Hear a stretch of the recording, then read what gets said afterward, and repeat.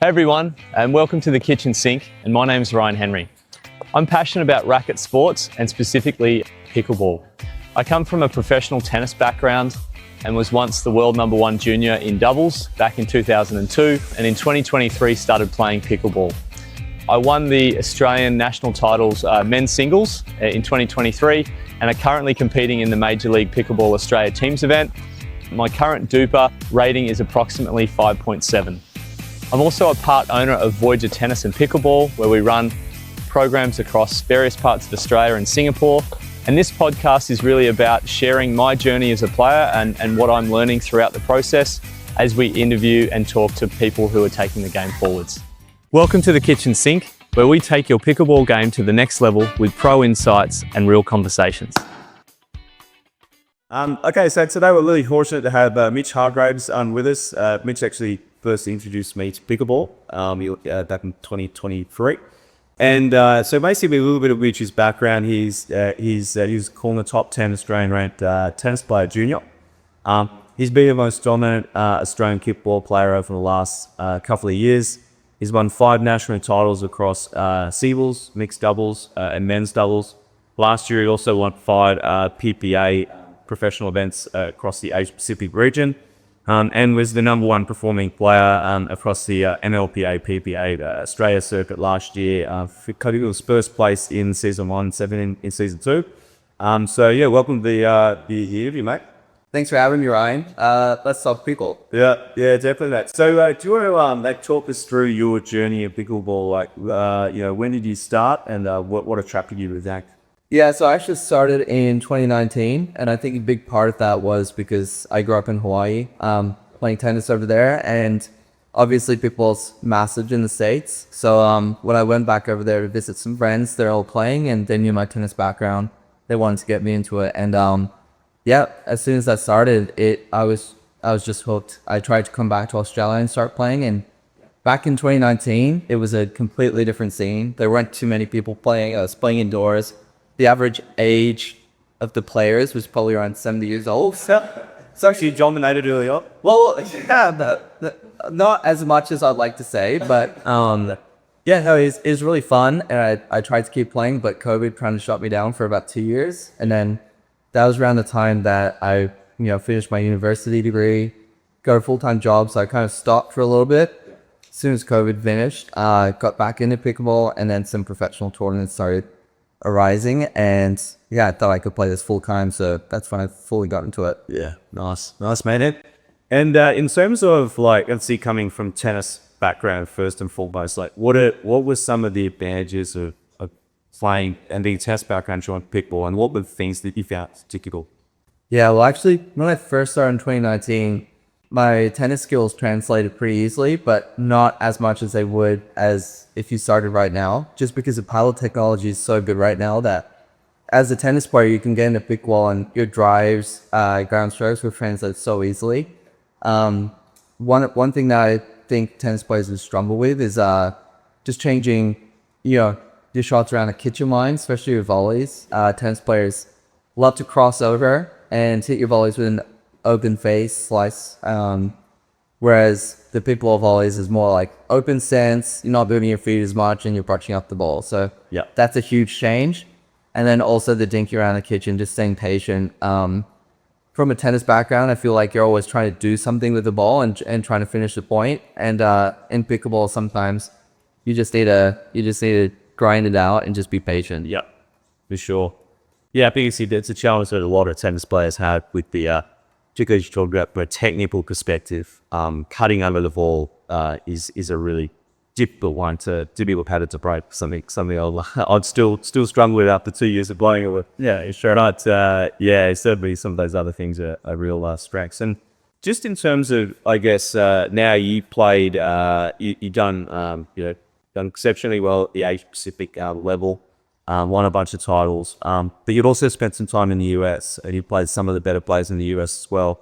What are some of the differences that you found with best Asia Pacific players versus some of the top US players? Yeah, so I think the biggest difference right now, like the sport is still so young in Australia and Asia. I feel like the players over here have so much talent. super athletic, a lot of talent. But in the US, it's just the experience. They've been playing a lot longer, so I feel like just their skills more refined. There's so many more people playing over there as well that they just have they have so many different styles to play against because there's so many players. So I feel like they can kind of just craft their technique to playing different players and really just refine their shots. And shot selection is also a big thing in the US. Like if they've been playing so long, they know exactly which shots to hit in which situations. Yeah, for sure. And do you find, like, if you break it down to, say, serving points, for example, like, do you finding it harder to get to the kitchen line against really good top level UX players? Yeah, that's the other thing. They apply so much more pressure. Because all of their shots, they actually hit with a purpose. As I said, like their technique is so refined that even in tough situations, they'll still play a really good shot. Just constantly putting you under pressure. So that is one of the biggest things as well. Is just trying to get forward is so important because obviously in pickleball you can only win a point on your serve when you start at the baseline. So if you can't work your way forward against the better players, you're never going to win those points. Yeah, I noticed that about went to the US last year and watched one of the pro events in Salt Lake City. The how good players were transitioning in up to the kitchen line or to start must hit. Well, it must hit millions of pots. Yeah, they make it look so easy. Like it's so agile while they do it. They're almost like walking core. Yeah. Oh yeah, 100%. And the other thing, like I'd say as well, is some of the US players that come out just tricky at the kitchen line. So just got a lot of options, a lot of speed up options. Can them well. Yeah, it's good. It's a bit of a different game. Yeah. Just in terms of like being a consistent player, like one of the things that I've noticed with your game is that, particularly like in the last 12 months, like you thinking in Auckland, New Zealand, you triple round, you won singles, doubles, mixed, like you're constantly medaling in events. And that's like a real skill to be able to just constantly back up and show up for matches like every time and play close to your best. And because you don't see that with every player, you see some players will be flashy. They might have played a couple of great matches here or there, but they're not able to sustain. And ultimately, to win tournaments, you need to be like in it every match and really focus. Like, what have you done anything in particular to, what do you kind of do focus on just being there for every match you play?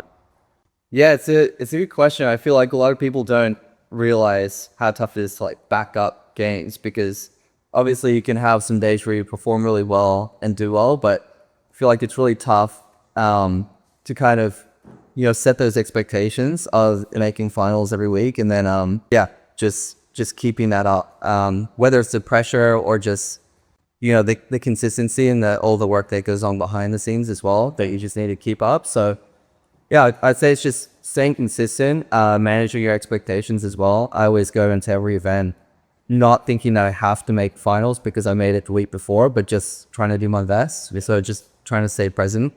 Yeah, just trying to stay motivated and putting all the work in behind the scenes. Yeah, I mean, this is the biggest thing. So at preparations, obviously, key thing, getting fitness up, match fitness up as well. I mean, that's one thing that actually develops is as you win more matches, your match fitness goes up as well. So it's always quite better. It's a double-edged sword. If you're not winning matches, your match fitness doesn't get better either. But you're in the good part of that cycle. And is there anything that you focus on, like even from like a nutrition perspective? Because players that I see are up and down a lot, maybe don't focus on that side. They have, they have sort of blood sugar highs and lows and all kinds of stuff, but can cause lasting forms. Like, do you focus on nutrition? Yeah, no, I try to. It's kind of like a constant battle because especially traveling around a little bit, like nutrition is a big thing I like to focus on, which I feel like is easier when I'm traveling for Australian events. I can go up to Queensland, go to Woolies or Coles, and I know exactly which bars to get, which hydration you get. It makes it tough, say, when we go to Vietnam. And, the grocery stores are very different. The food in general is very different. Sometimes you can't really trust food unless it's at the resort, and then they don't have, the same. I think I find it really hard to find like protein snacks in like Korea or China. Even in the US, like you can still buy in a bunch of things. It's just different to your normal routine. So that's really a big challenge that I face when I play overseas. But in Australia, I feel like I have it all kind of down. I know exactly what to buy before an event, what to eat the night before, what to eat during the day while I'm playing. And that kind of goes into the gym work as well. Like, I find it easier to access gyms in Australia. And then, yeah, as soon as I'm traveling, like, I really need to find like a hotel with a gym. Or else I feel like if I'm traveling for 2-3 weeks, my gym routine just, goes down, Yeah. which is hard to maintain. Yeah. Yeah, exactly. That's really the point, the fact that you find that you're better set up in Australia and overseas. Because I know, I go back to like, tennis players often play a lot better in their own countries. But yeah, they'd say that all the time. Players dominate Australia, go overseas. They struggle as because there's jet lag, but then there's nutrition and there's one side workouts. That's really Yeah, I feel it's way easier to perform when you're comfortable with your environment. Yep. So even if you have resources in a different country, a different environment, if you're not fully comfortable with the resources that you have, I feel like it could maybe lower the level. Yep. Makes sense. So just moving on to some of the nuances of the game. So you're considered a left side flyer, and so for those who are playing pickleball at a lower level, I guess players usually split the court 50-50. There's not let's just say a 3.5 duper and below. It's very much just one player will take one half of the court, one player will take the other.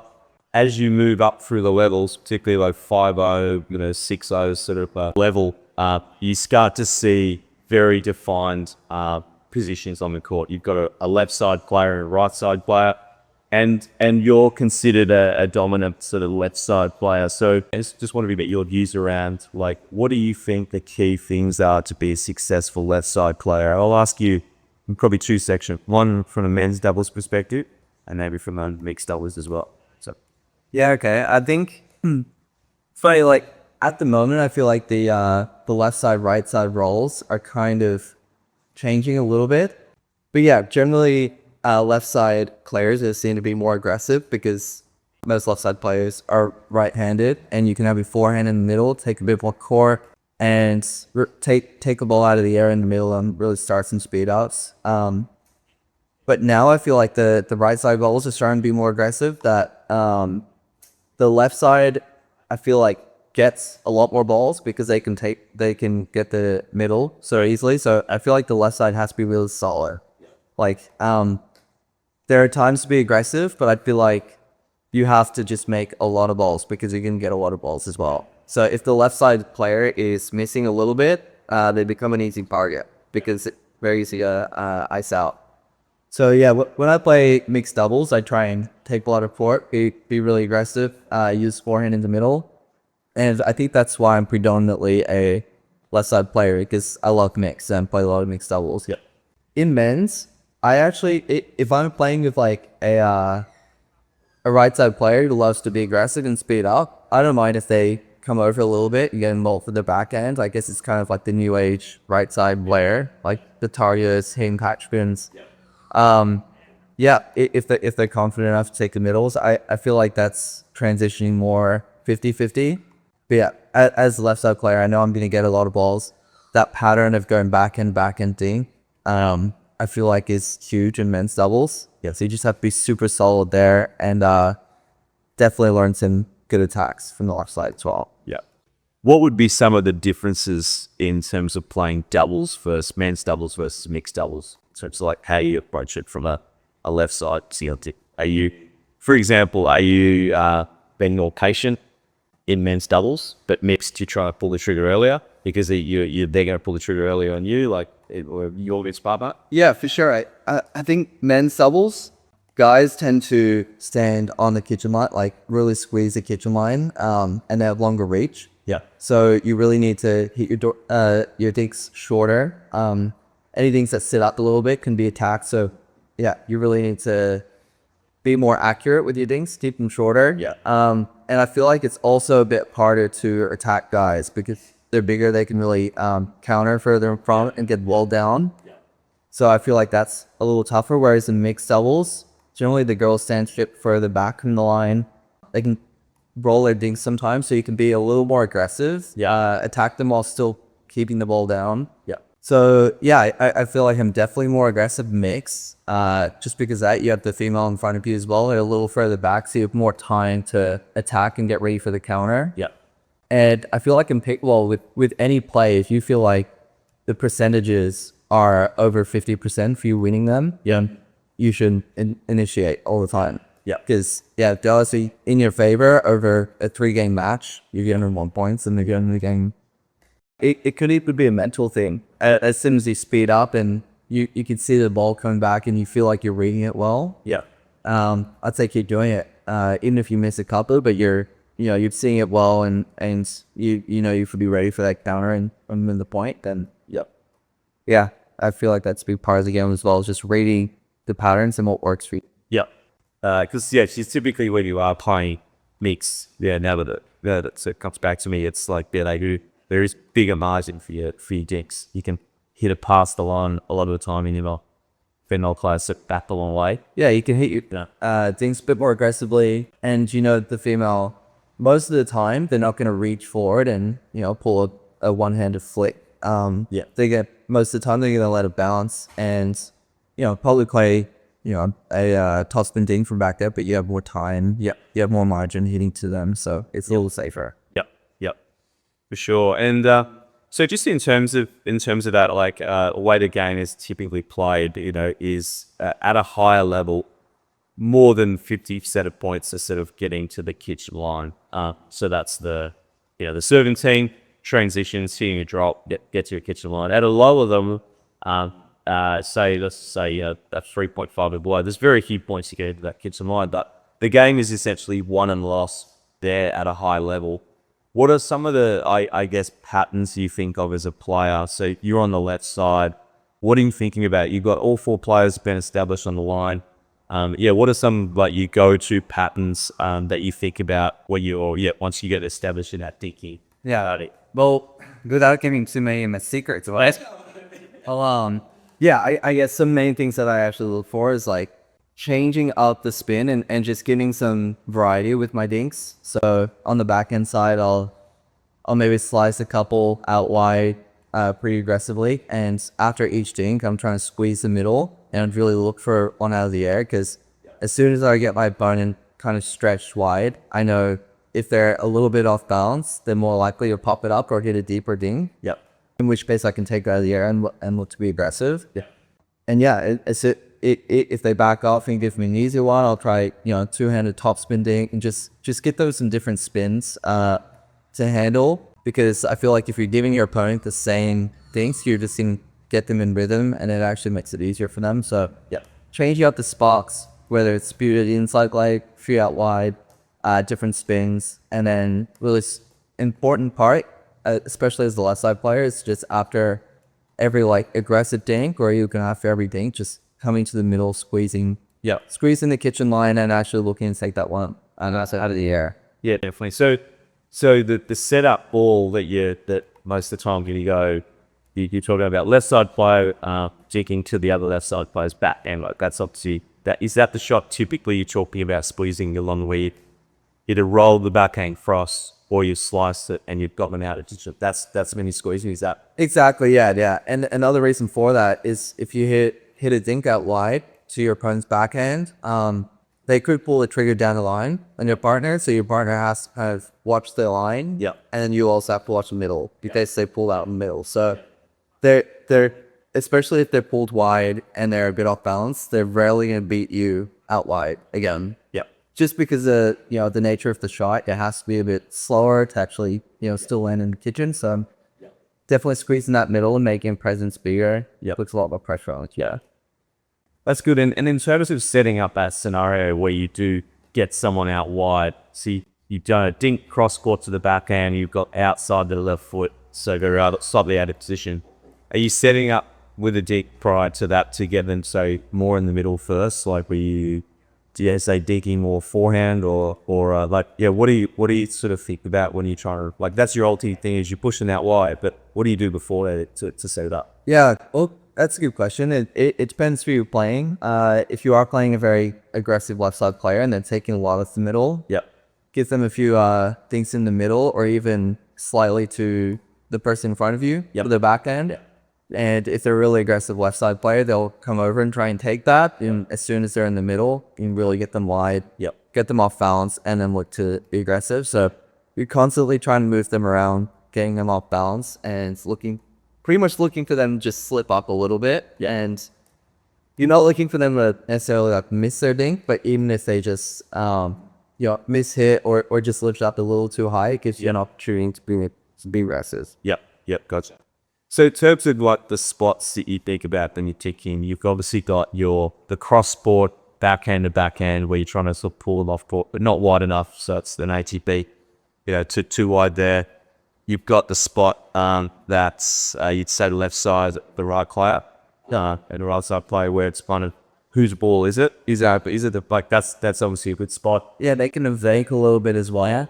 That's generally where we'll get a bit of miscommunication and maybe get, an opportunity to attack is, when they have a slight miscommunication and that's like the lane who's picking it. Yeah. Is there any other sort of spots you think about? So there's those two which are the main two I think that left side players we go to. Like, is there a third spot that you think about when you're flying? Like, so I think they're pretty much the main two. Yeah. So I guess that the second one we spoke about was to the left foot of the right side player. Yeah. I'd also go to the inside foot of the left side player as well. Yeah. So it's similar, but it just gives them a different shot. Instead of just going straight to their backhand, it's kind of inside to their forehand. So it's just giving them something different to look at. Yeah. And then I'd say a completely different one would just be a ding straight down the line. Yeah. But I mainly do that to change the pattern. If you might get your partner involved. Yep. If you've gone to your cross-forward opponent, say like 10 days in a row, and they're not giving anything up, we go down the line to your opponent in front of you, and they're most likely going to get cross-court to your partner, get your partner involved, and then they can try it. They're not. Yep. And were you thinking down the line, are you watching live? I guess, because obviously the main play that really athletic player would do is Ernie. I would sit down the line.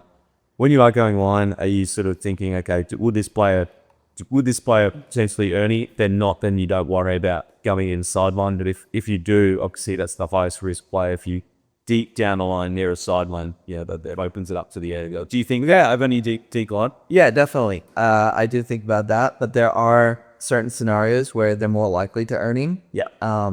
So if I'm receiving a very aggressive dink from my opponent and I'm on the back foot, and I'm a little termed as well, then I'd probably knock it down the line because I can feel the pressure of my opponents looking for the Ernie. Yeah.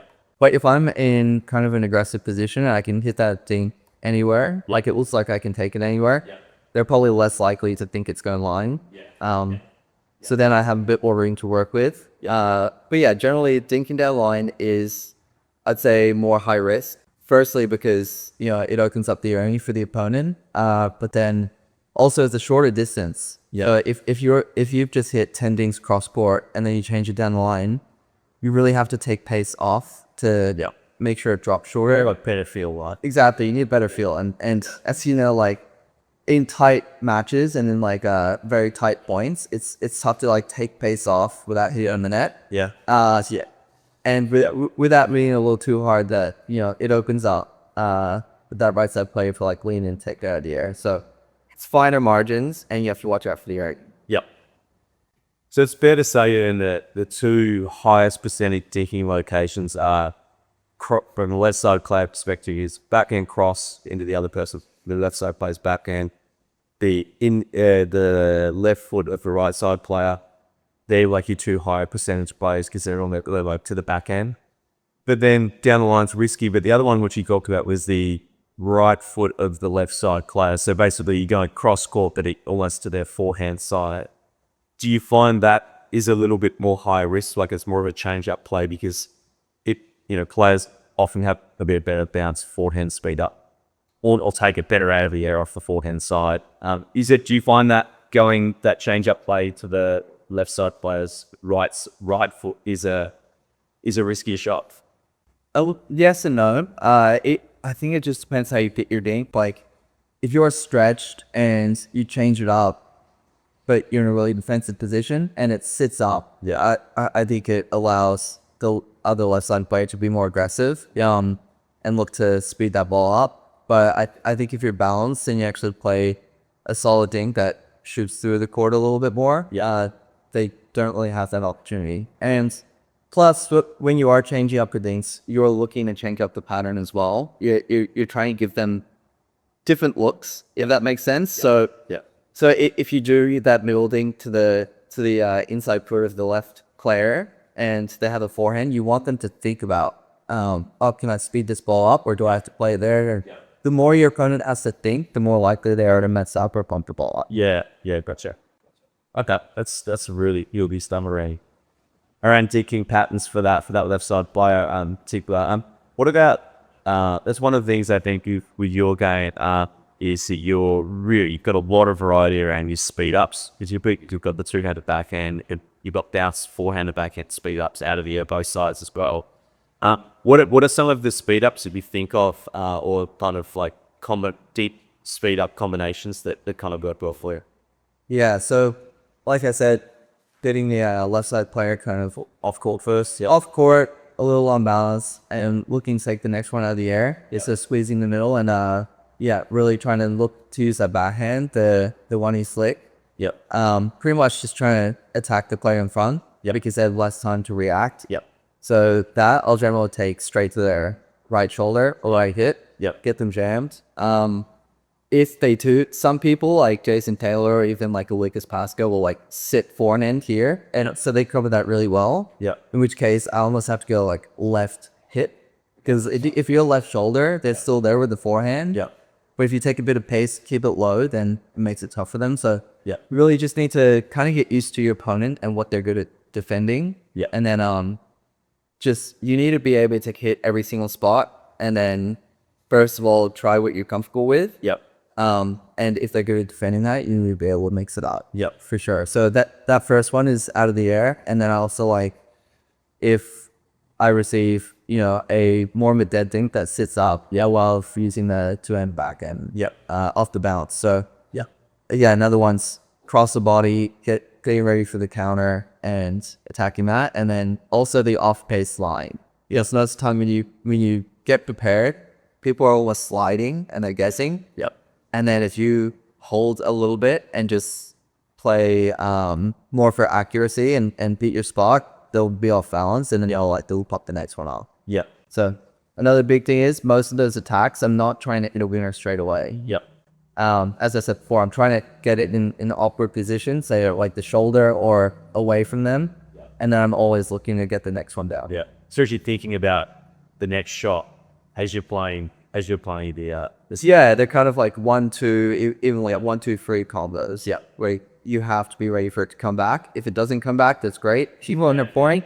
If it does come back, you're ready for it. And sometimes it takes 2 or 3 extra shots and then point.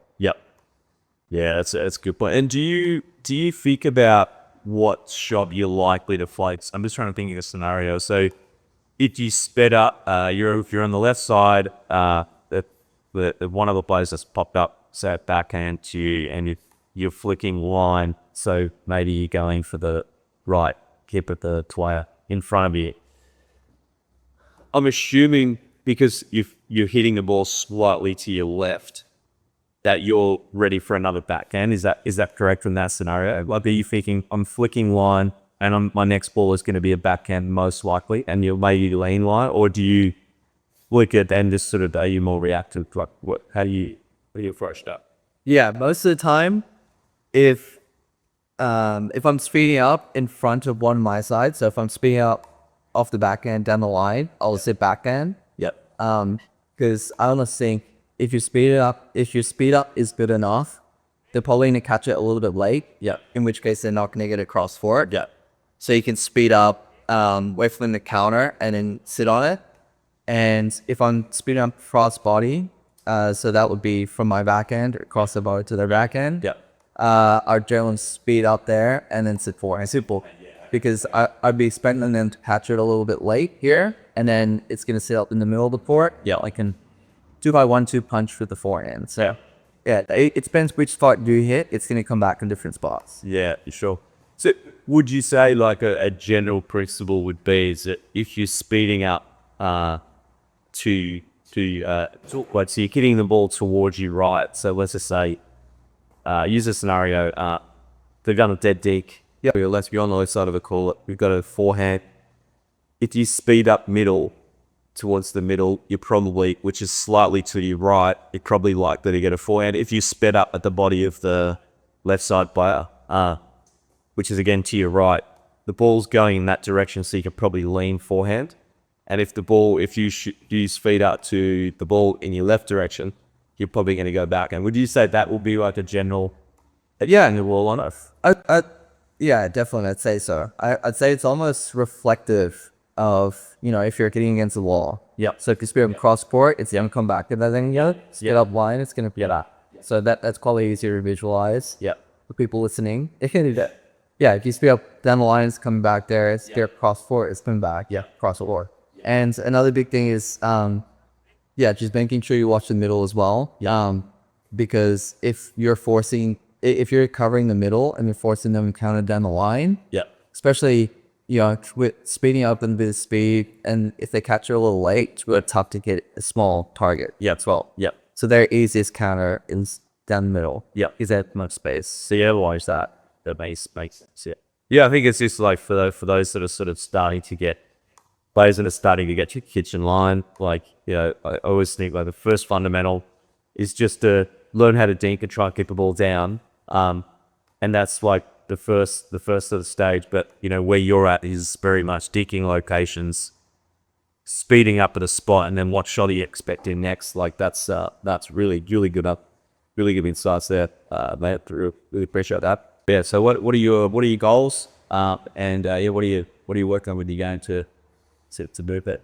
Yeah, so I think 2025 is going to be a huge year. We have a full calendar schedule, which we haven't really had. So last year, I pretty much only had 6 main events in Australia. This year, I think there's about 12 to 13 just in Australia. And then I'm going to try and play a little bit in Asia. Maybe 1 or 2 trips to the US as well. So yeah, I feel like in Australia, I just want to keep making those finals and winning titles. I think there's 1 or 2 events where I slipped off a little bit, had a couple of early losses, but I feel like that's always going to happen, and it's how you bounce back from that. So I really, that's motivated me to, put in that extra work behind the scenes and, make sure I can get my level back to where I know it can be. And also, the scene's really popping off in Asia as well. Like the players there are so talented and they're getting really good. So I want to play a little bit over there, really, make a big presence over there. And I'd love to have a deep run in the US. So I went over June last year and got my first main draw win in the singles of the PPA, which felt awesome. Over there, as I said before, there's so much depth in the US that every match is super tough. So to be able to back up matches over there, in a different environment where you're not as comfortable, that's really tough. So that would definitely be a goal for me, is to go over there and string a couple of wins back to back. Yeah, nice. And you, like, obviously the US is where the best players in the world are, and probably you'll be for the next 5 or 6 years. Do you have aspirations at all to play on the US tour and get contract out there, or are you more now seeing how big it's getting in Asia and Asia sitting region to focus on being like, do you think that's a legitimate like pathway now for players? If you go back like 2 years ago, you probably would have said, most players would think, well, the only place I can play professional pickleball is in the US. Now it's like sudden trend. Yeah, what are your views around? It's exactly what I was thinking about last year, but yeah, I was in 2 mindsets. I was like, if I move to the US and play full-time over there, it might be better for my pickleball game, just playing better people all the time. But at the same time, I was thinking about the growth over here in Australia and Asia, and just being a part of that growth and really, growing the sport up, from the tour side and also coaching, the recreational side. So yeah, it's a big toss-up for me. So I've kind of tried to do a bit of a hybrid where, I can kind of like play these events in Australia, grow the sport up professionally, and then also try and go to the US and learn as much as I can from those professionals, and try and beat them as well, but make a couple of runs over there. Yeah, and just do a little bit of both. I think it is tougher for some people to have a career in the US just because it's so saturated. There's so many good players. There's probably like 100 good players that could compete with some of the Australians over here, and you can kind of get lost in that crowd. Whereas I think some of the top players over here can really make a name for themselves, like winning PPA events, winning MLP events, in Asia as well, and especially India. India's getting really big with those tours. But yeah, the PPA and MLP tour that I'm with right now in Australia, they have a good reach over to the US, so they kind of make it easier for me to play over here and also get opportunities to play against the best in the US. So yeah, I'm not sure if I answered the question. That's kind of the toss-up that I had, and I'm trying to be involved in a bit of everything, I guess. Yeah, it makes sense. Like right now, there's a huge amount of opportunity in the Asia Pacific region. So, yeah, for sure. That's really good insights. And now, could we just this final question? Do you have any for those that are looking to improve their game, move from wherever they are to the next level up, to what we all want to try and do? Yeah, any advice for how players can just generally improve and keep progressing? Yeah, so like whether you're a tennis player transitioning or no racket sports transitioning, I think the most important thing is to just get on the court and play games. Obviously, at first, it's the most fun you're gonna have is getting on the court playing games. Definitely, with try and find people around your skill level.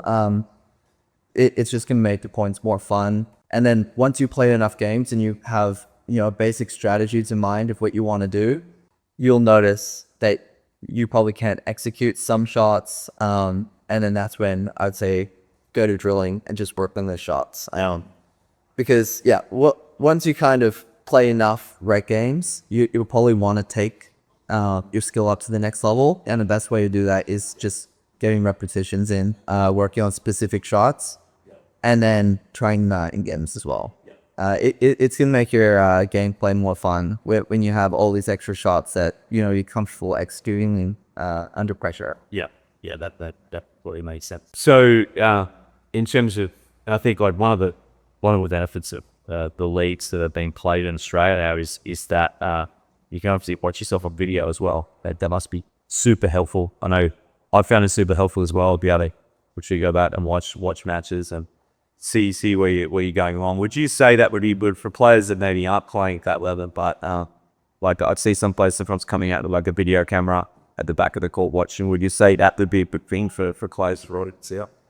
Yeah, I think it's really important to watch yourself play, because when you're playing, you might feel like you're Ben Johns out there, like doing digs, speeding up, winning the point, and then you might watch it back and be like, is that me? is that what I look like?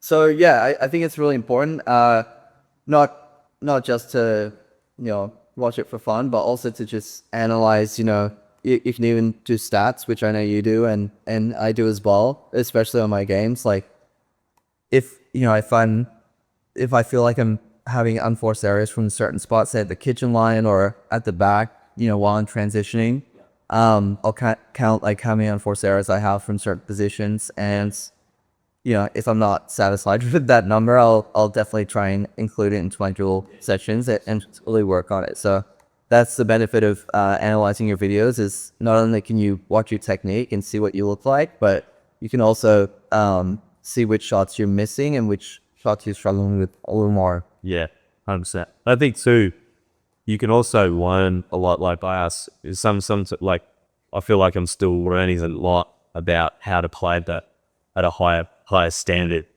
And example I had this way, heading over fight George Lucas at the Gold Coast. I deeped in the middle that I was defensively digging to the dead middle of the court. Like big over three, and George hit literally one 3 times that game. You got to watch out for that. Like I said, it depends who you're playing, and George loves that middle four. Like he'll hold that, he can go out wide and then take it down the middle last second. So I feel like that's kind of a new shot he's had in the last 4 to 6 months or something, but Yeah. seeing it, it's so effective against a lot of things. So I just definitely picture him doing that. It's good. And the example of that was just like, I talked to Andy, that was just like, I lost 3 points on the pitch mark in that exact shot. And then he was like, oh, no, like, I was like, what should I have done differently? It was like, oh, your location was slightly off, like in terms of, I hit dead middle and it should have been to the left foot of the right side flat. Yeah, I guess I can a little. Yeah, and that way the crossbar, it limited up to. So like, just say things like that where you repeatedly vision the point the same way, and then you can ask someone, hey, what's the better way to watch us? But be paying care of that. So I think that's obviously a really big benefit to watching. Exactly, sir. Just to add on to that, if you do see that you're struggling with a shot, or even a position, say you're taking out wide and you're hitting that middle thing, it's sitting up and it's being jacked. Another benefit of actually watching yourself do that is that you can then, there's so many videos of pro players in the US, like you can pick your favorite player or someone who you think your game is similar to, and then you can always just find specific instances where that player is taken off the court and see which spot they hit, how they did it, and then where they're recovering to. Yeah, I feel like that's a huge part of analyzing your own game, is comparing it to, who you want to play. That's good. Well, hey, just want to say thanks so much for having a chat today. It's been super insightful. There's been a lot of learning, because I think across a lot of different areas. So I'm sure the listeners are going to get a lot of benefits. So, okay, just want to say thanks so much, and we'll appreciate it. Cool. Thanks, Ryan. Yep. Cheers, mate. That's good. Thanks for tuning in to the Kitchen Sink. If you've enjoyed the episode, be sure to follow along, leave a review, and share it with your pickleball friends. Got a question or topic you want us to cover? Drop us a message. We'd love to hear from you. I'm Ryan Henry. See you next time, and remember, stay out of the kitchen unless it's this one. Thank you.